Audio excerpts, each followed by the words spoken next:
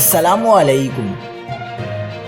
کراچی میں پولیس کی تابڑ توڑ کارروائیاں، ڈاکوؤں کے خلاف بڑا آپریشن، فائرنگ کی بوچھاڑ، کئی ڈاکو ہلاک۔ تازہ ترین ویڈیوز کے لیے چینل کو سبسکرائب کر کے بیل آئیکن اور آل نوٹیفیکیشن پر کلک کریں۔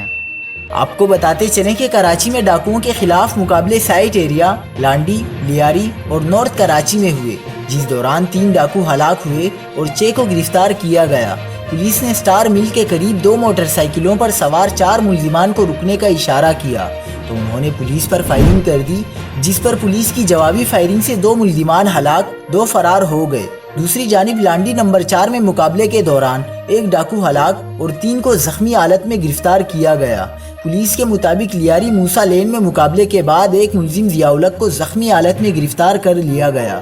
ادھر پولیس نے نارتھ کراچی سیکٹر 5C2 میں مقابلہ کیا، جس دوران 2 ڈاکوؤں کو زخمی حالت میں گرفتار کر لیا گیا ہے۔ مزید خبروں کے لیے دیکھتے رہیے حق پاکستان نیوز۔